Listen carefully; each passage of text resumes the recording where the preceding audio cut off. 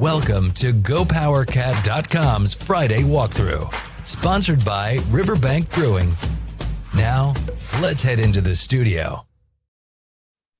Hello, everyone, and welcome in here to the Friday Walkthrough. I'm Cole Carmody. With me, as always, former Kansas State defensive back Monty Spiller. Kansas State drops a tough game to Arizona State. Not the outcome anybody expected, but the Sun Devils walk out of Manhattan on Saturday with a 24-14 victory. We will talk about that game, and we will preview the Cincinnati Bearcats in the second half of the show, Monty. But first off, we've got to start talking about the meltdown that was Saturday. I don't think anybody saw that game coming. Neither you or I expected an outcome like that.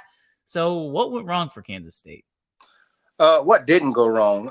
It was one of those things where we talked about it on last week's show. You know, Arizona State was a team that hadn't been in the media a whole lot, but they were coming in with the same record as we did, and they were unranked, but they had several pieces that scared me. The Tyson kid and Scatterboo, obviously, he was the big name, and those two guys kind of showed up like we knew they could. We thought we could control them a little bit and keep them under somewhat wraps, but that wasn't the case. You know, it's one of those things where they outplayed us. We got our coach. They made less mistakes than we did. And like you said, I feel like everything that could go wrong did go wrong. And it's one of the things where it snowballed, and they fed off the momentum, and we allowed the lack of momentum or the lack of enthusiasm or lucky bounces or whatever you want to call it affect us, and we never rebounded from it. So it got ugly quick, man. It did, and it was strange because it felt like before you could blink, it was 21-0, and that was the score at halftime. And I don't know about you, Monty, but even still, it felt like if Kansas State just turned some things around, they were going to have an opportunity to get back into the game, and they did. And, you know, really, you go back and you look at the mistakes that K-State made, and man, it's super easy to say if they don't make those mistakes that they're in the game. But I mean, it's kind of how it is. And it's not even like, oh, well, if they score on this drive and Arizona State doesn't score, then it's a different game. It's more like, hey, don't go down the field on a pass play that you're blocking as a run play. Maybe don't go down the field. That wiped the touchdown off the board. And we'll just start with this, Monty, because I'm a big special teams guy. But like, to me, the special teams was like ultra concerning, not because they're missing field goals, not because they're punting the ball out of bounds, kicking the ball out of bounds, but because of the snaps, because of the holds, the things that you work on every single day, all day during practice. I still haven't been able to figure that out, and you would like to think that would be fixed, but Chris Kleiman talked about it on his press conference on Monday. The way that you fix it is by putting you in those situations and practices, but you can't simulate 50,000 people in the stands, Monty. I thought that those two botched snaps, botched holds, whatever you want to call it, botched operations, I don't want to say they were the difference in the game, but, man, that ended up being a really big deal. It did. And like any part of the game, special teams, offense or defense, yeah, in practice, you try to simulate the game. You try to put pressure on those young men to be able to be ready for a Saturday game. And the thing about it is, though, we have a belief. I've always been a believer of it. It was coached to me when I was playing for K-State. If practice is harder than the game should be fun for you, and you should be prepared. And it's one of those things where I don't know if it's a mental thing going on with special teams, i.e. the long snaps, or what, the yips, you know how they go. I'm not sure what's going on with that, but it needs to be something that has to be fixed sooner than later. And it's one of those things where I think about when I played special teams, me as a redshirt freshman, the playing time I got on the field was special teams. So that was the big thing for me to get on the field. And I made sure I didn't make a mistake, and we went hard every time we got on the field because we knew as backups, we weren't going to see the field a whole lot. So when we got special teams, we made it count. And I feel like some of those guys up there, not that they're not trying, but I don't think they're taking a lot of pride in it. And it's mental more than physical. And I'm not sure what's going on with that, but something needs to get fixed. But you're right. Those two snaps, not saying they lost the game, but it definitely played a big role in it because you dictate what you do later in the game based off of the difference in the score. And those two made a big difference. I think it really goes to show how important special teams are. Not that fans don't realize that now, but you look back at the Seth Porters and the Ross Elders and of the recent times, those guys, that was their job. That was their duty. You know what? They knew they weren't going to play much on whatever side of the ball they were on. They were going to play a little bit, but their main job was to make sure that all those guys were ready to go on special teams. And I think right now the biggest issue maybe with that unit, and I'll throw Randon Plattner into that mix as well, the long snapper. I mean, talk about the model of consistency. Never one time did there ever seem to be any kind of operation failure with Brandon Plattner. And I think, again, the long snapper is a position that if you're talking about it, it's because something's gone horribly wrong. But I don't want to just zone in on those guys because I think it's more of like a special teams mindset, like you said, Monty. And so, I don't know if that can be corrected in the next 2 weeks, but I know that can be corrected in the offseason. And I know that can be corrected going forward. And so we might not be able to tell with immediate results if the special teams issues are fixed on Saturday, but I would expect a better showing simply because those guys know that they have to be better. Looking at the offensive side of the ball, Avery Johnson, 24 of 40 for 258 yards with 2 interceptions. Obviously, the last one coming at the very last play of the game on offense and the first one coming on the second play, very first throw of the game. What do you make of number 2's performance on Saturday? The first interception, I'm not going to blame him. It was a great play by the defense. They did a good job of being in the right position to make a play, and our guy didn't, and the ball got tipped up and interception, and it happens. You know what?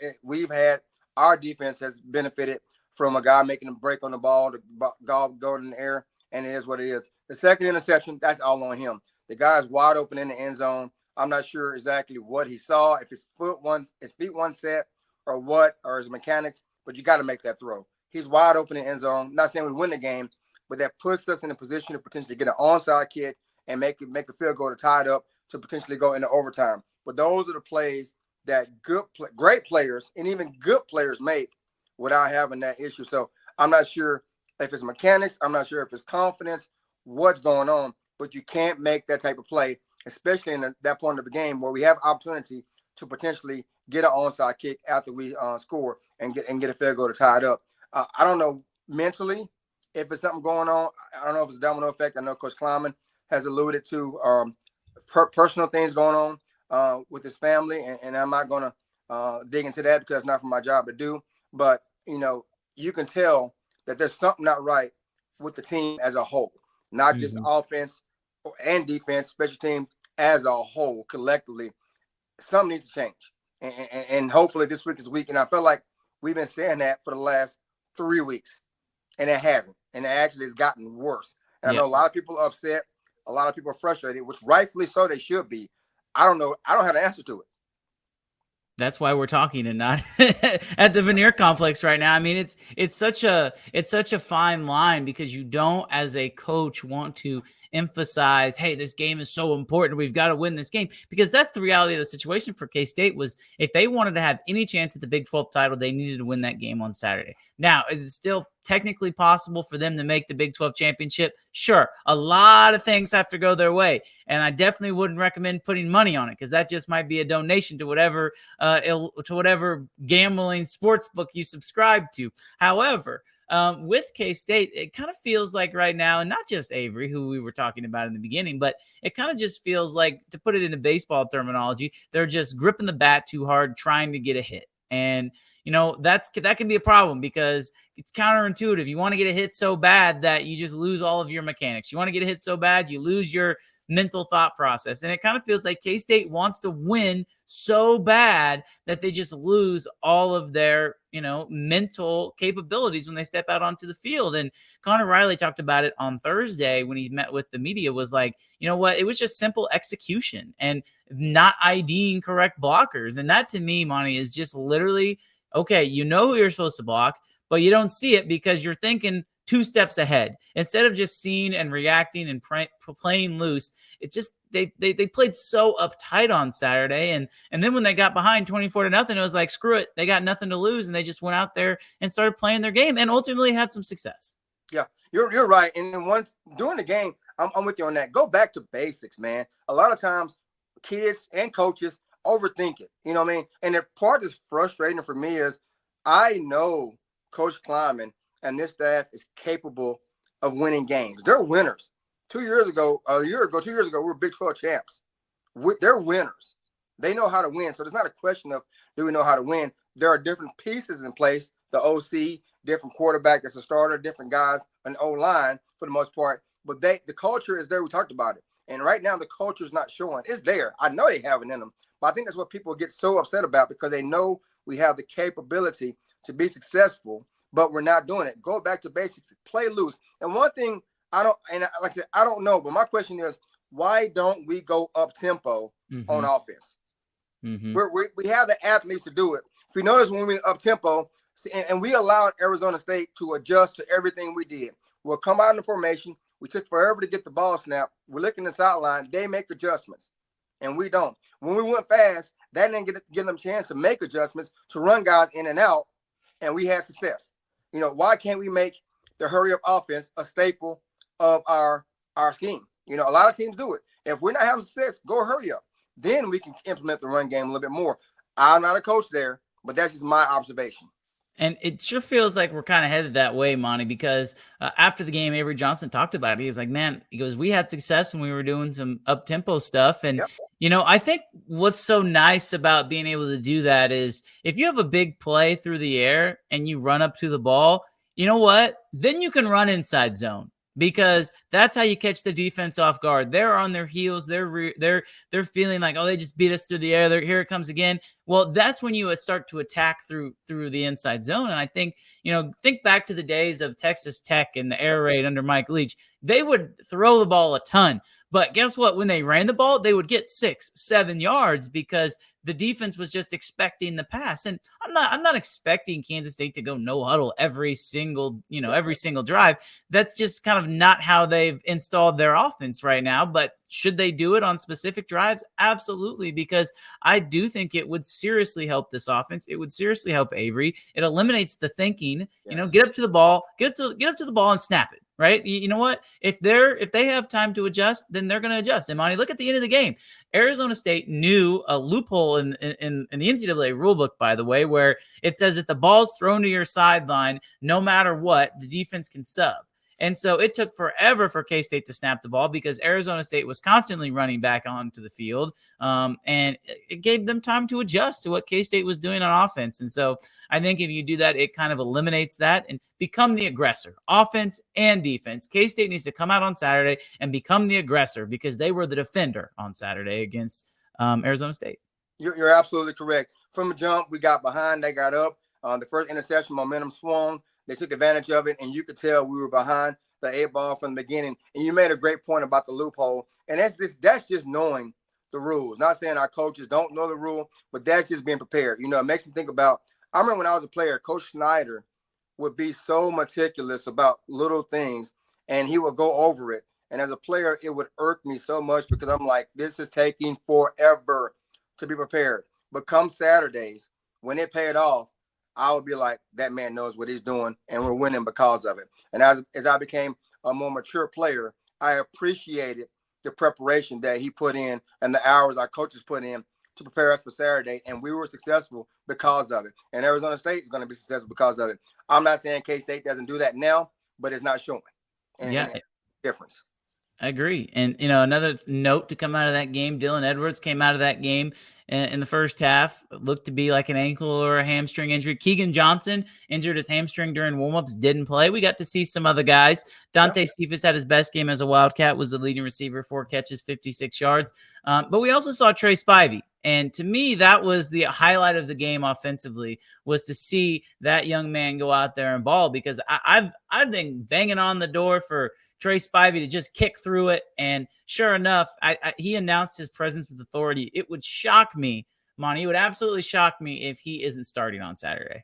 I'm with you. And if he's not, I got questions. I'm sorry. The guy, he balled out, and he is a good-looking kid. His physical makeup, the fact that the way he competed, and he looked like he wanted to be out there. Mm-hmm. He wasn't going through the motions. He was fighting to make plays, and he was fighting to win. So that kid needs to be starting. And if he's not, like I said, I got questions, and he needs to have a big role in the game. Now, can we target him? Who knows? But we have to figure out a way to get him the ball, because when we got him the ball, he made plays. And Connor Riley said on Thursday that they had packages, a lot of plays for Dylan Edwards on Saturday that they couldn't run. And Tim Fitzgerald asked him, he said, what about Joe Jackson? I mean, is this a guy that you're going to be able to use moving forward? And Connor Riley basically said, yeah, we should have played him more. We should have used some of those more plays. And so if Dylan can't go, again, I would also expect to see Joe Jackson. I was really impressed with his performance on Saturday. Yeah, no, I knew he was a good back because he came in late, early in the season to mop up duty. But I don't care. Like Big B would say, every team hands out scholarships. And you can say what you want to say. Oh, it was against the backups. No, when he came in, yeah, we had the game in hand. But he was he broke runs and he ran physical. And the kid has good hands at the backfield. He's a difference maker. And some people don't realize, and I like that kid a lot. You're right. And I wouldn't be surprised to see him in the game more, too, because he's a different type of runner than Dylan is, and he's a different type of runner than DJ. So that adds another dimension to it. And a lot of teams don't have a lot of film on him to prepare for him. So use him. Use him. It's getting to the point in the season where, you know what, K-State needs to throw their curveball. See what you got, pull it out of your back pocket, and just throw it all out there. Because as we said, the Big 12 title is unlikely at this stage, but that doesn't mean that Kansas State can't rebound from this tough loss against Arizona State and build some momentum going forward. We will talk about the Wildcats and the Cincinnati Bearcats when we come back on the other side right here on the Friday Walkthrough. It's time to take a break for our sponsors. We'll be back with more from GoPowerCat.com. Nestled in the heart of beautiful and historic Council Grove, Kansas, Riverbank Brewing is the perfect place to stop before or after the game. Riverbank Brewing, located in downtown Council Grove.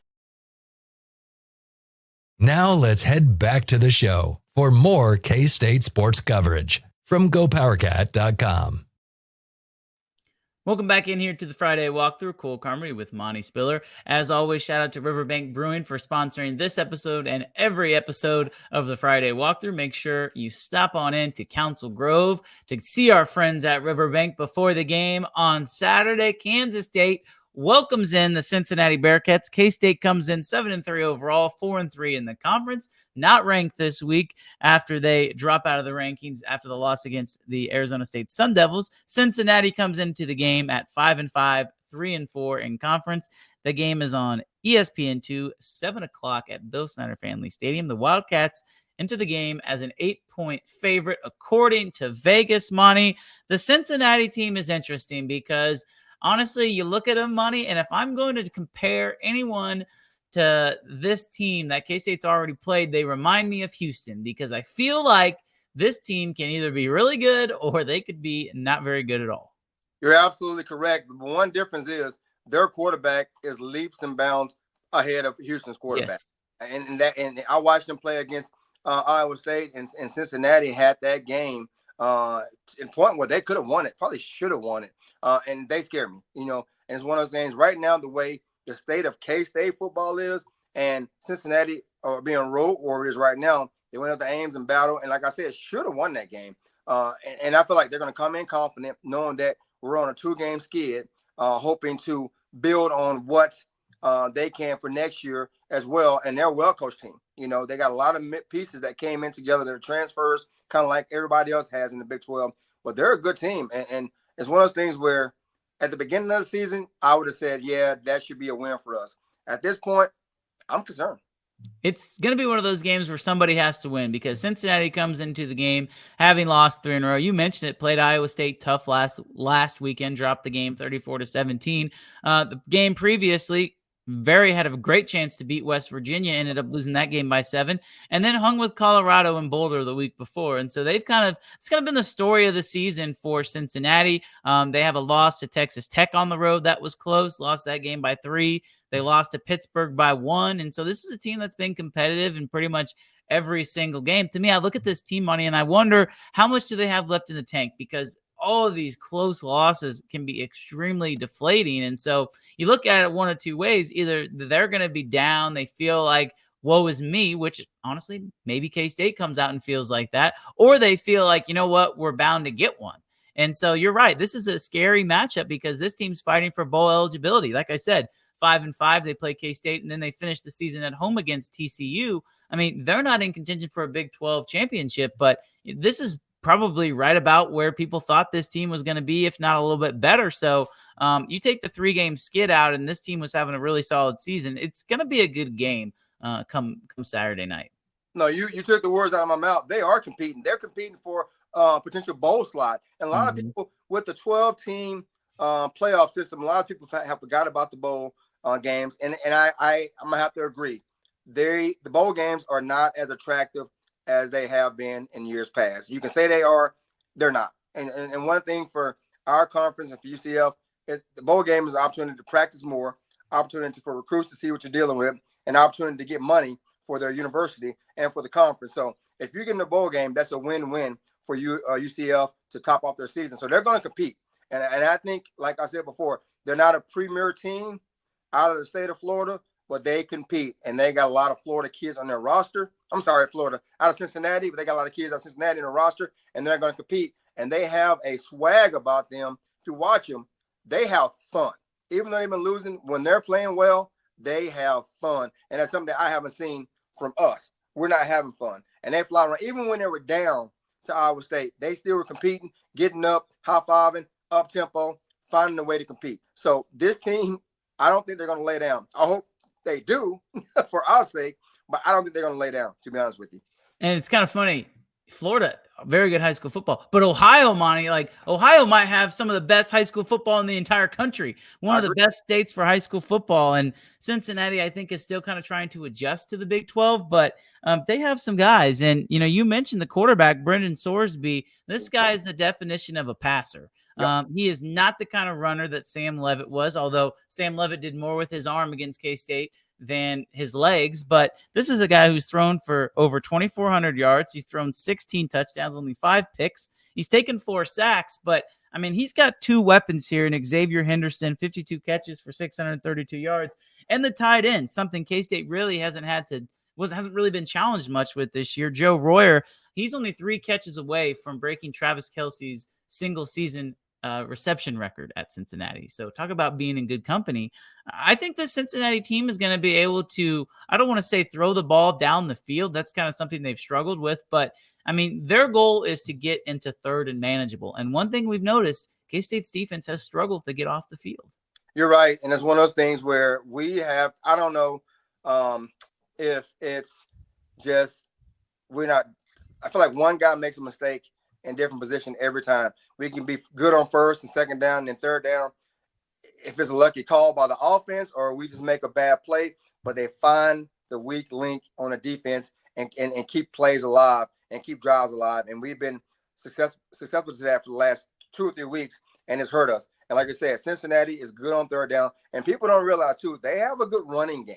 Mm-hmm. The running back is physical, and if you get a chance to watch, they run downhill. I'm not saying he's scatterboo, but he runs downhill and he likes contact. And it's one of those things where we have to be ready to bring the wood and slow that running game down as well, especially on third down.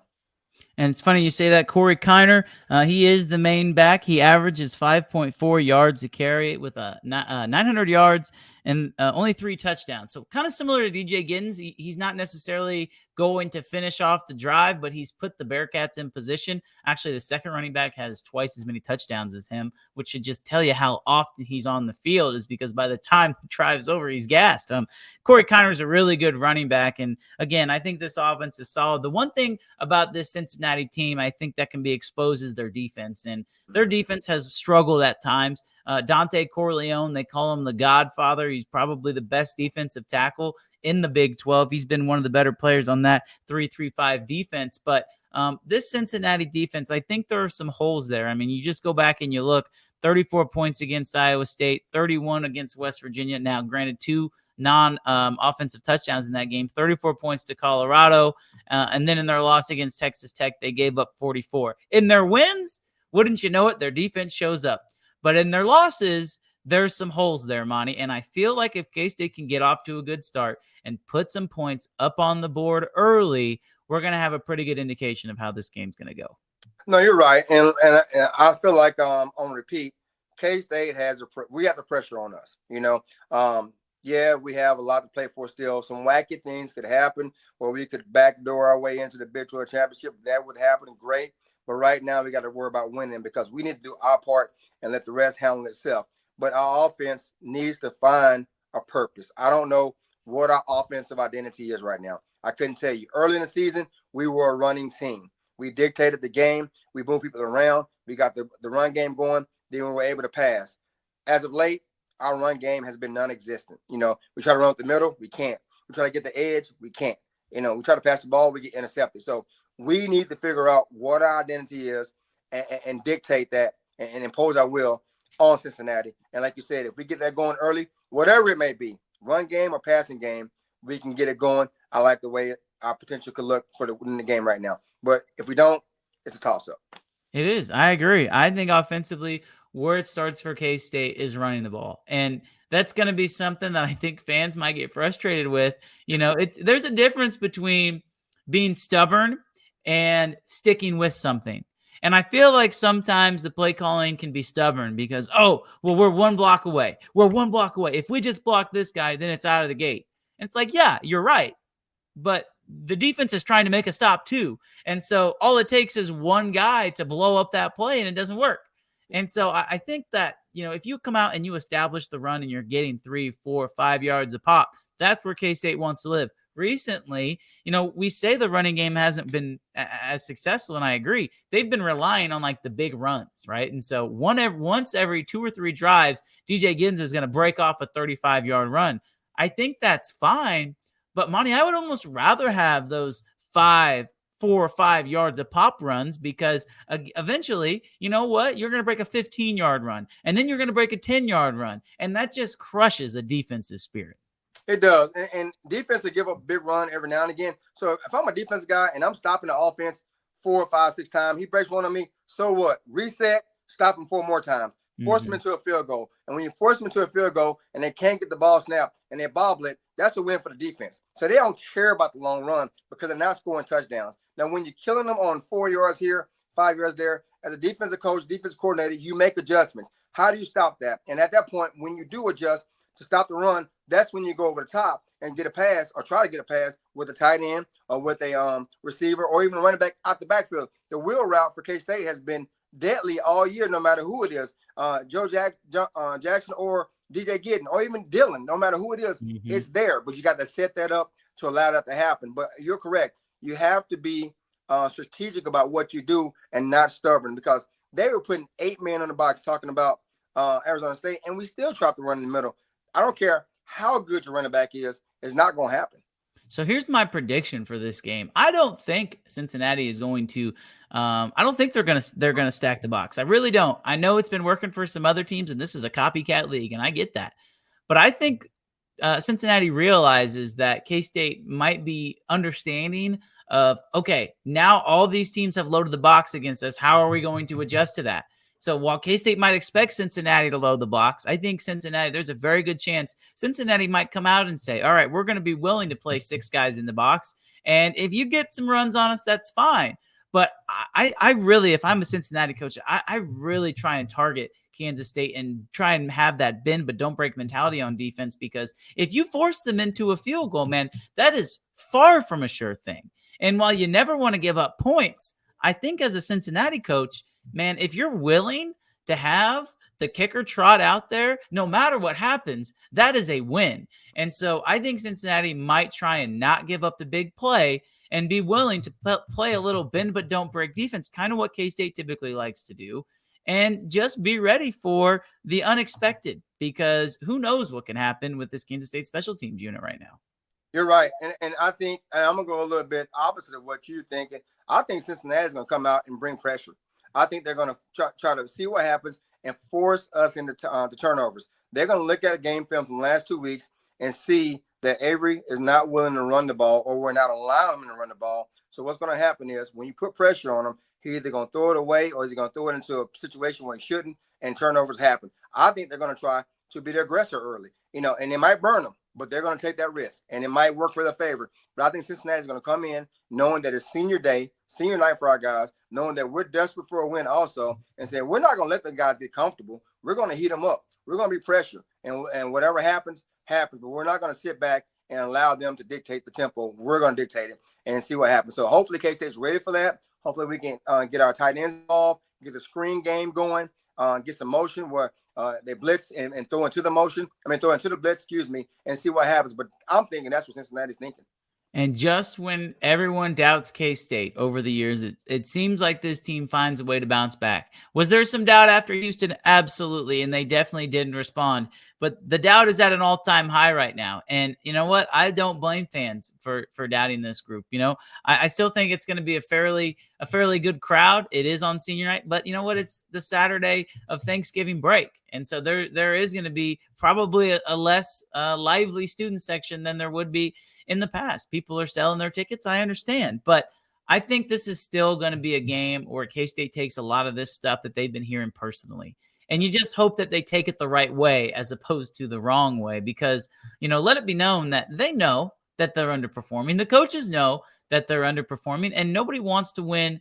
Nobody wants to win more than the guys inside of that building. It's just going to be a matter of, are they going to be able to harness that energy and string it towards having a positive effort? I really believe this team is due for a bounce back win. And you know what? If they can get up off the mat and win this game, then there's going to be a lot of positive momentum heading into the last game of the season. At the end of the day, if they can just find a way to do it, then I think that there's going to be a lot more ease in that locker room. Here's my thoughts, and you kind of hit on some of the things I want to talk about. As a fan, as a former player, it's frustrating to see our guys lose, and I'm not placing blame on anybody because you're right. Those guys want to win just as bad as the fans do, and a lot of people don't understand what it takes to compete at that level, and I understand that too. And this is for the fans, the ones listening, the ones watching. I'm aware where people are selling tickets, like you said, on Facebook, on StubHub, wherever it may be. People saying they can't make it to the game, and like you said, it's Thanksgiving holiday for the college students. Here's my thing. They need us more than anything else right now. Yeah, we've been beating them up all week. The last 2 weeks in the media, we've been beating them up with our friends, and some of it is deserved. But they're our team, and we talk about family all the time at K-State, and family lifts each other up. It's okay. Like for my sons, if they screw up, I'm going to scold them. I'm going to rip into them, and I'm going to love on them and say, all right, you screwed up. Let's fix it. Let's make it right.